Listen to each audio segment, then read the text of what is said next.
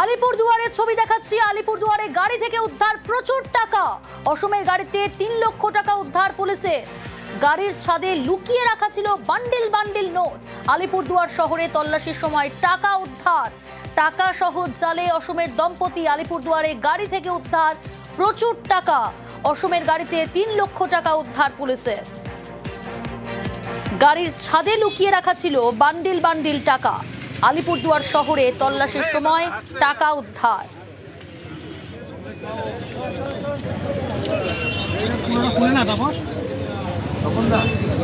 আবার বলো তপন দা, আমি ধরে আছি ক্যামেরাটা করতে। আলিপুরদুয়ারে গাড়ি থেকে উদ্ধার প্রচুর টাকা। অসমের গাড়িতে ৩ লক্ষ টাকা উদ্ধার পুলিশের। গাড়ির ছাদে লুকিয়ে রাখা ছিল বান্ডিল বান্ডিল টাকা। আলিপুরদুয়ার শহরে তল্লাশির সময় টাকা উদ্ধার।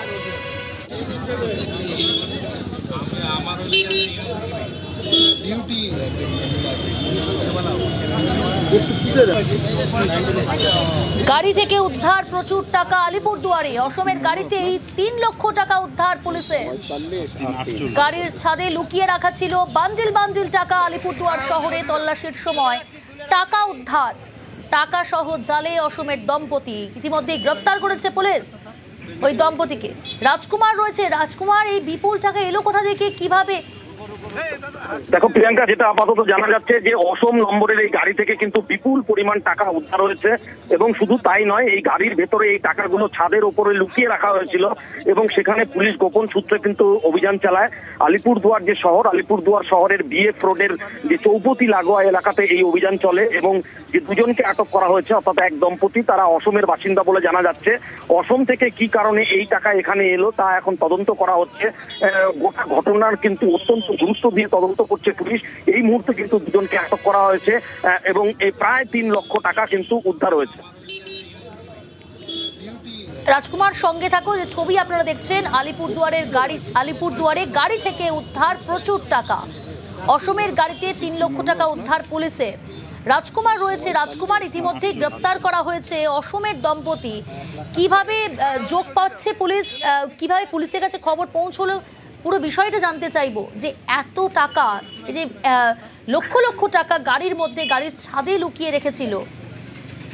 দেখো প্রিয়াঙ্কা, আপাতত যেটা জানা যাচ্ছে যে পুলিশ সর্বত্র কিন্তু নাকা চেকিং করছে। কারণ নির্বাচন ঘোষণা হওয়ার পর থেকেই কিন্তু কার্যত প্রশাসন একেবারে তটস্থ হয়ে সর্বত্র নাকা চেকিং চালাচ্ছে। শহরের বিভিন্ন পয়েন্টে কিন্তু নাকা চেকিং শুরু হয়েছে এবং পুলিশ প্রশাসন সর্বত্র চেকিং চালাচ্ছে। এই অবস্থাতেই কিন্তু পুলিশের যে সোর্স, বিশেষ যে সোর্স, সেই সোর্স মারফত গোপন সূত্রে খবর আসে যে একটি গাড়িতে করে অসম থেকে এই রাজ্যে টাকা ঢুকেছে এবং তল্লাশি চালাতে গিয়ে কিন্তু গাড়িটিকে আলিপুরদুয়ার শহরে আটক করা হয়। প্রাথমিকভাবে প্রথমে যখন আটক করা হয়, যে এই যে দুজনকে যে ধরা হয়েছে, তারা কিন্তু অস্বীকার করে যে গাড়িতে তাদের কোনো রকম টাকা পয়সা আছে বলে তারা অস্বীকার করে। অস্বীকার করার পর পুলিশের সন্দেহ হয়। সন্দেহ হওয়ার পরে কিন্তু ছানবিন শুরু করে। গাড়িতে ব্যাপক তল্লাশি শুরু হয় এবং তল্লাশির সময় কিন্তু দেখা যায় যে একেবারে গাড়ির ছাদে কিন্তু এই টাকা লুকিয়ে রাখা ছিল। টাকাগুলোতে কোনো গার্ডার ছিল না, মানে গার্ডার করে একসাথে টাকাগুলো রাখা হয়নি, ছড়িয়ে ছিটিয়ে টাকাগুলোকে লুকিয়ে রাখা হয়েছিল।